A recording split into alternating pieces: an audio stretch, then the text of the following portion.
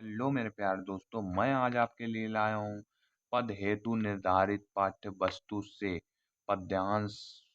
मतलब कि हमने अगले चैप्टर में आपको बताया था गद्यांश से, और इसमें आपको बताएंगे पद्यांश पर आधारित प्रश्न, मतलब कि व्याख्याएं ही पूछी गई थी।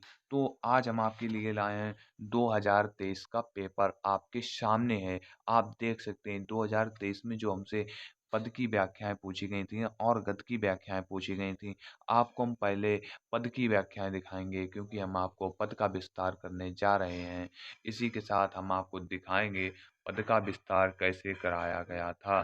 तो आप देख लीजिएगा, यहाँ पर हम पेपर को ओपन किया है। यहाँ पर 3-4 जो हमारे पेज हैं उसको हमने यहाँ पर पलटाया, तो हमारा यहाँ पर जो व्याख्या निकल के पद्यांश की आई थी वो आप यहाँ पर देख सकते हैं। यहाँ पर कितने अंक इसके लिए निर्धारित हैं, 6 अंक निर्धारित किए गए थे। और आप यहाँ पर देख सकते हैं, यहाँ पर लिखा है जो व्याख्या हमसे पूछी गई थी वो हमसे पहले ही चैप्टर से पूछ ली गई थी। यहाँ पर देख लीजिएगा, उधौ मन ना भय 10-20, ए हो तो सो गयो स्वाम संग। यहाँ पर आप देख सकते हैं सूरदास के चैप्टर से हमसे व्याख्या पूछ ली गई थी।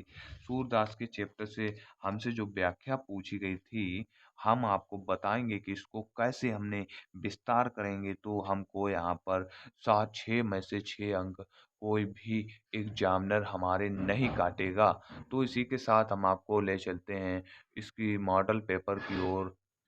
तो आप देख सकते हैं यहाँ पर जो हमसे पूछा गया था, उदौ मन ना भय 10-20। यहाँ पर देख लीजिए, उदौ मन ना भय 10-20, यही हमसे 6 अंकों में पूछी गई थी मेरे प्यारे दोस्तों। इसी के साथ हम चलते हैं, इसको सुलोचन करते हैं, इसका सॉल्यूशन करेंगे एकदम ऐसी तरीके से आपको बताएंगे कि आपके 6 में से 6 अंक कोई भी एग्जामिनर देखकर भी नहीं सोचेगा कि इस बच्चे को आपको बोनस अंक और भी मिलेंगे। तो इसी के साथ आपको दिखाएंगे यहाँ पर हमको करना क्या होता है मेरे प्यारे दोस्तों। पहले हमको यहाँ पर बताया गया है, आपको देख लीजिएगा, ये बोर्ड एग्जाम का पेपर है। इसमें बताया गया उपयुक्त पद्यांश का संदर्भ लिखिए। तो हमको संदर्भ में क्या क्या लिखना होता है ये भी आपको बताएंगे। संदर्भ में हमको लिखना क्या होता है, संदर्भ में हमको वही लिखना होता है। तो संदर्भ में हमको इतना लिखना होता है, प्रसंग हेडिंग डाल के इतना तो आपको लिखना ही पड़ेगा। प्रस्तुत पद में महाकवि सूरदास ने अपने आराध्य के चरणों की वंदना की है। मतलब इन्होंने वंदना की है भगवान जी की। यहाँ पर देख लीजिए व्याख्या, फिर आपको क्या लिखना है, व्याख्या यहाँ पर लिख लीजिएगा, रेखांकित रेखांकित अंश की व्याख्या कीजिए। तो हमको यहाँ पर जो व्याख्या करनी होती है मेरे प्यारे दोस्तों, वो व्याख्या हम आपको दिखाते हैं। व्याख्या यहाँ पर देख लीजिएगा, इससे आपको मिलती जुलती व्याख्या मिलेगी। देख लीजिएगा, उदौ मन भय ना 10-20, हम आपको व्याख्या में ले आते हैं। देख लीजिएगा, इसमें लिखा है गोपियाँ। आप यहाँ पर प्रसंग हेडिंग डालकर आप लिख सकते हैं। यहाँ पर प्रसंग हेडिंग डालकर आपको प्रसंग में लिखना क्या होता है ये भी आपको बताते हैं। प्रसंग में लिखना होता है, बढ़ा चढ़ाकर भी लिखना होता है। यह मतलब कि जो हमारे कृष्ण जी हैं उनको हमको यहाँ पर मथुरा चले जाने पर और उनके वियोगी गोपियाँ जो व्याकुल होती हैं वही को हमको दर्शाना होता है। देख लीजिएगा, यह बिरमत गीत प्रसंग का एक सरस अंश है। श्री कृष्ण मथुरा चले गए, उनके वियोग में गोपियाँ अत्यंत व्याकुल हैं। उद्धव जी कृष्ण का संदेश लेकर ब्रज में आए। गोपियाँ उनसे मन मन की व्यथा कहती हैं। मतलब गोपियाँ अपने मन की बात कहती हैं कि वे वे श्री कृष्ण के अतिरिक्त किसी अन्य की आराधना नहीं कर सकती। तो यहाँ पर आप प्रसंग लिखेंगे, 2 नंबर आपके यहाँ पर हो जाएंगे। फिर आपको व्याख्या लिखनी है, आपको व्याख्या यहाँ पर लिखनी है। यहाँ पर देख लीजिएगा, यहाँ पर व्याख्या में आपको लिखनी है, गोपियाँ कहती हैं।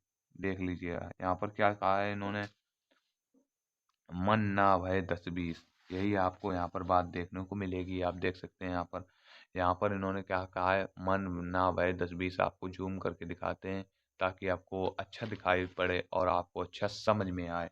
तो यहाँ पर आप देख सकते हैं, यहाँ पर लिखा हुआ है, गोपियाँ कहती हैं कि हे उद्धव, हमारे पास 10-20 मन नहीं हैं।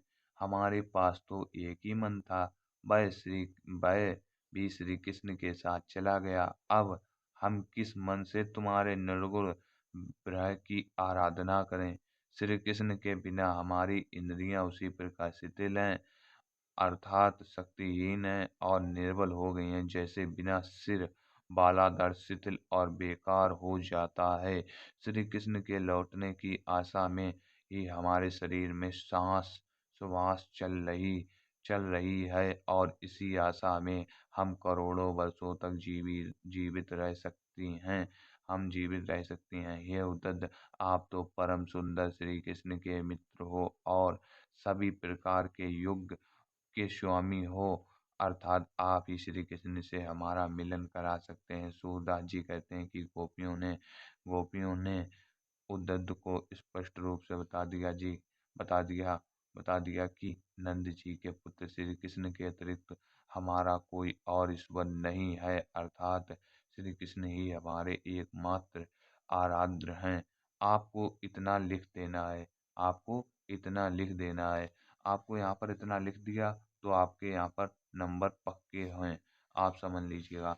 यहाँ पर आप देख लीजिएगा, इंद्र शिथिल भई केशव बिनु। आप यहाँ पर देख लीजिएगा, जेहि दशीस, मतलब कि यहीं पर अलंकार, यहाँ पर हमको बताना है कि यह अलंकार कौन सा अलंकार है। ये हमको यहाँ पर अलंकार बताना था। ये जो हमको अलंकार बताना था, इसी से रिलेटेड बातें पूछी गई थी। तो यहाँ पर आप अलंकार, अगर आपने रोला और चोरटा को तैयार किया होगा तो आप यहाँ पर अलंकार भी बताने में कोई भी दिक्कत नहीं होगी। तो इसी के साथ आइयो, मैं आशा करता हूँ कि आपको ये वीडियो पसंद आई होगी। अगर आपको ऐसी ही वीडियो चाहिए तो हमारे चैनल को सब्सक्राइब कर लीजिएगा, क्योंकि हम हिंदी का 2023 का पेपर और 2024 का मॉडल का पेपर हमारे पास उपलब्ध 2 ही दिन बाद हमारे पास आने वाला है। आप देख सकते हैं 2023 का एकदम ओरिजिनल पेपर हमने आपको दिखाया है। तो हमारे पास 2022 का पेपर है। वीडियो ज़्यादा बड़ी ना हो जाए, इसीलिए हम आपको अगली वीडियो में दिखाएंगे, वही 2022 का पेपर दिखाएंगे, हिंदी का पेपर।